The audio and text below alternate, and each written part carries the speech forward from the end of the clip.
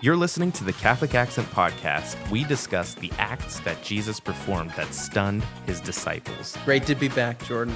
You don't know us by now, you're never getting to know us. I'm Jordan Waco here with Father Hamilton and Father Pujol. And we're both stunned. Why don't we get started? We'll jump right in with episode 9. We're on the road.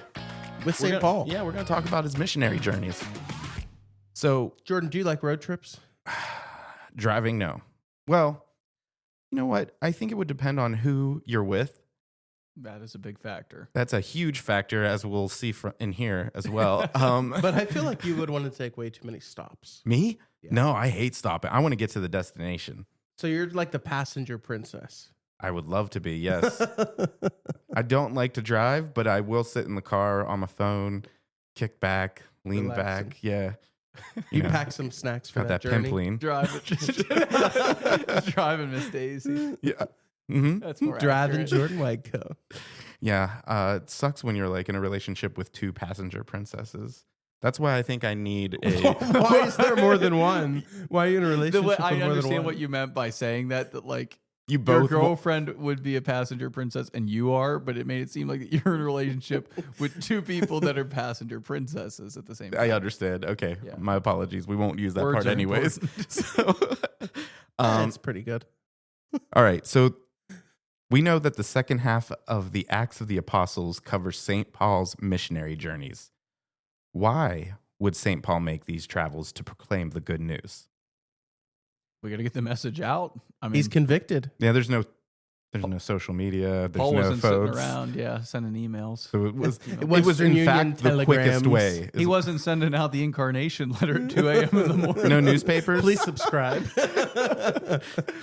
No Morse code even. He had to do it the old-fashioned way. And that was like, those were tough journeys too, because what did it say? 10,000 miles to spread the gospel. So travel during that time was dangerous. You know, it was uncomfortable whether you were on land, or walking, or by boat, not car. They didn't have It was those. dangerous. I mean, There were bandits and harsh conditions. Truth cometh by land and by sea. What made St. Paul the ideal missionary? Number one, he was chosen by God to do so. So he had special graces. Divine commissioning. Yeah, divine commissioning. He had the grace to go forward to preach the gospel to the ends of the earth and taking on that risk. I mean, we know that St. Paul was involved in various shipwrecks. He would have come upon bandits. He would have been, Did he know how to fight? I'm sure. Oh, I mean, if he's if going Paul- to, Right, he ancient- made it. He made it learned- to his destination. Paul So if learned there were that bandits, Karate. Paul learned that by persecuting Christians, how to fight. Yeah, there. But the Lord works with what we have, what we give him. And so Paul's own background and culture certainly helped him to spread the gospel message. Thinking about him being a student of Gamaliel, one of the great rabbis and teachers of Israel.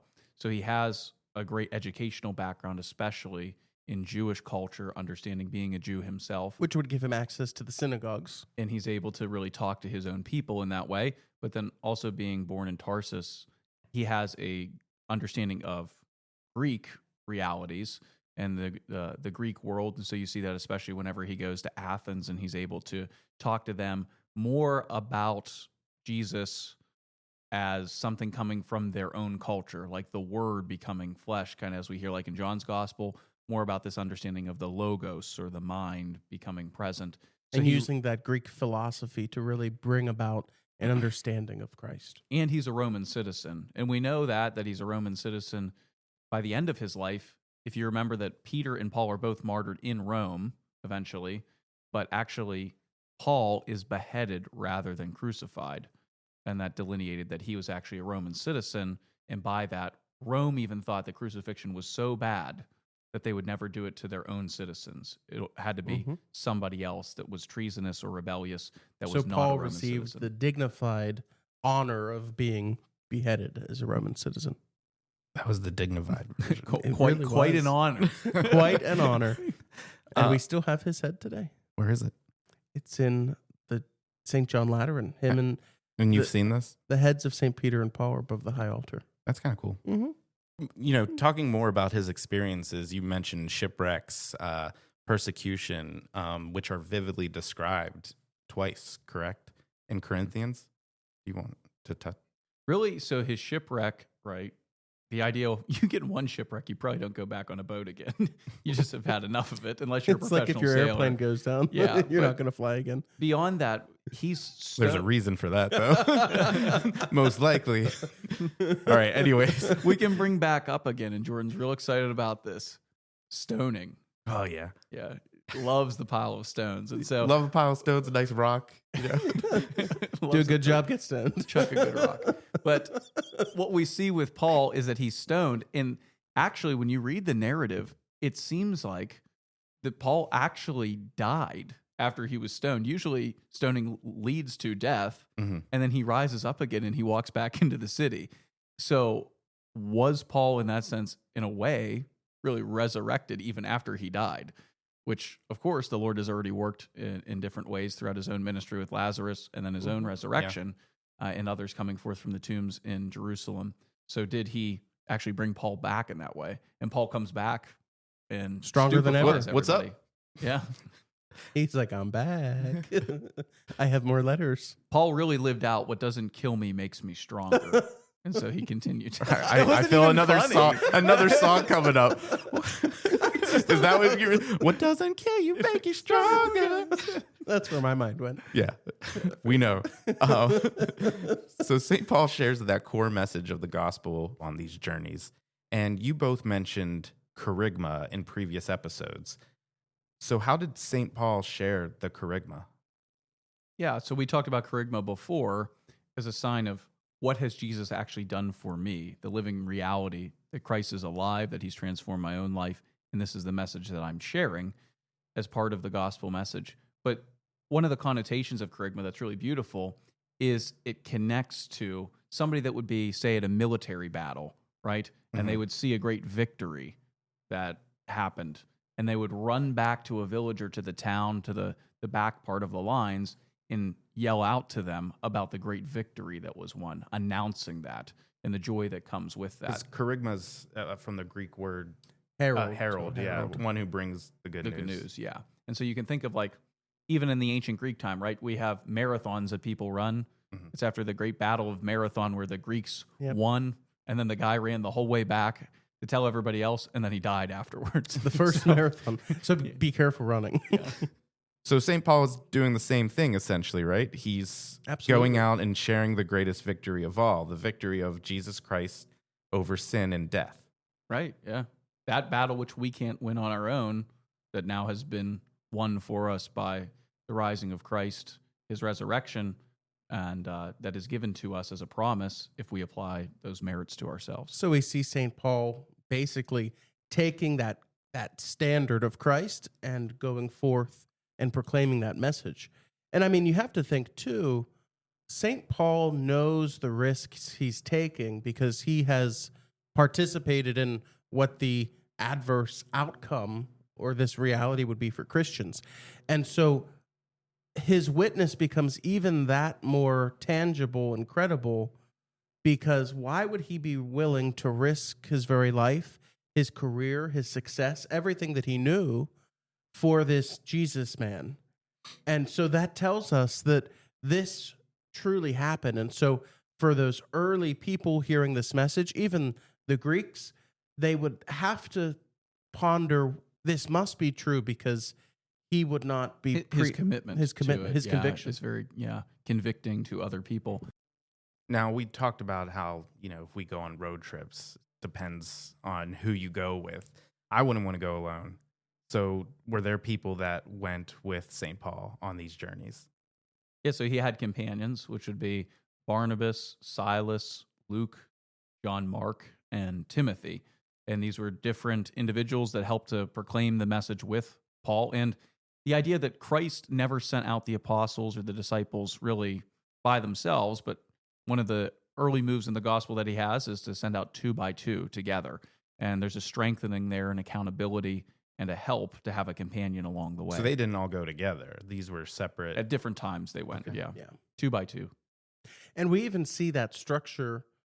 Christ speaks in the Gospels to his disciples take with you no second tunic, take with you no walking stick, take with you no money, go into every town and village, make the proclamation, and for those places where they don't accept, shake the dust from your feet and move on. And so Jesus laid out this missionary example from the very start of his earthly ministry with his disciples. Mhm. So, going back to his actual like travel, when we take road trips now, you have to pay for gas, for food, for hotels. How did he afford stuff like that? What did he do? They really relied on the goodness of others. And so even now you see with some religious communities, they will still, this mendicant tradition of begging and asking others for sustenance, for travel, for ways to really encounter people. Because think about it, if you're on this large journey, you're going to be hungry. Mhm. You're going to need shelter. Now, he did work a little bit as a tent maker, but also he relied a lot on people's goodness. And when you have to ask for help, it opens up a conversation, and then he would be able to also use those moments to preach the gospel. And the labor is worth his due, is worth his pay, is what Jesus says. And so, in a real way, these other communities that Paul visits, they want to support him, and especially his mission. Christ, we look in the Gospel of Luke, chapter 8, one of the ones that actually is a traveler, a companion of St. Paul throughout his missionary work. We hear about Jesus, that he had different women and different other widows and so forth that supported him in his own ministry. So it was something that was certainly already a tradition, like for the early Christians from Christ himself and those that were spreading the gospel message, that people were able to help the mission by their own generous donations, which we still have today. Absolutely. Not everybody can go and preach the gospel message in overseas and foreign lands, but they can take part in that in a real way through the sustenance that they give to missionaries. Were there instances where people weren't accepting, where they would just be like, get out of here? Oh, yeah. Big time. You have to get rejected, every once in a while. And Keeps you humble. yeah, it's part of the process where basically that's where the stoning comes from. They don't want to hear the words that he's preaching and so forth. And that's So where they would Christ just says, throw like rotten fruit and stuff out the door. Yeah, it's like when we get get out of here, you scoundrel, like that. It's like That when was we exactly get a how it dislike went. on our podcast. that was a retelling, exactly. All right, just making sure. Scoundrel. But one of the other things to Rascally, mention, yeah, go ahead. one of the other things to mention on these trips is that there's actually tension that you see with Paul and Barnabas at a time, which is very interesting to look into. Just like we're human beings and you travel Especially if together. it's 2 and 2. Like if I went on a trip with Father Chris, he would drive me crazy. You'd be out the window over a bridge. But one of the things that Paul was really upset about, was that John Mark, he kind of backed out of one of the trips that they were to go on, one of the missions.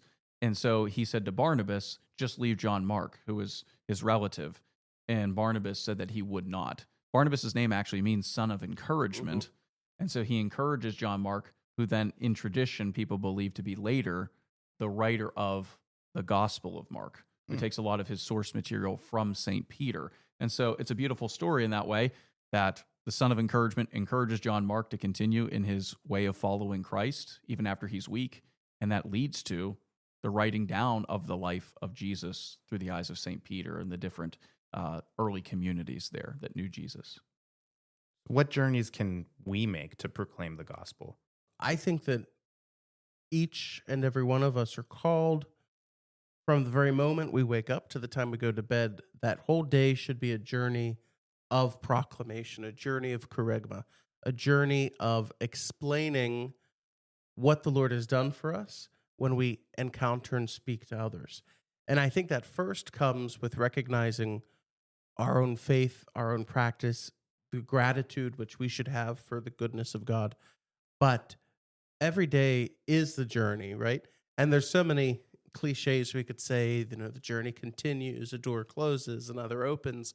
But really, all we have to recognize is that each one of us are on the same journey, moving from this world into the eternal heavenly kingdom. Part of the journey is the end. Part of the journey is the end, and our end is God. Thanks for listening to the Catholic Accent Podcast. Don't forget to follow, like, and subscribe to our show. And that was like, those were tough journeys too. Because what did it say? 10,000 miles to spread the gospel across what is now what's that part song? 10,000 10,000, 2,100, 600. something. wrong. 10,000. I would walk 10,000 miles and I would 10,000 more. 100 more. On the road again. 25,600 minutes. That's what you were thinking of. From What did you ever measure a year in daylight, in sunsets? No, let's in sing the midnights, Office in version. Cups of coffee, Okay, so in podcasts, in Jordan Whitecoat's car.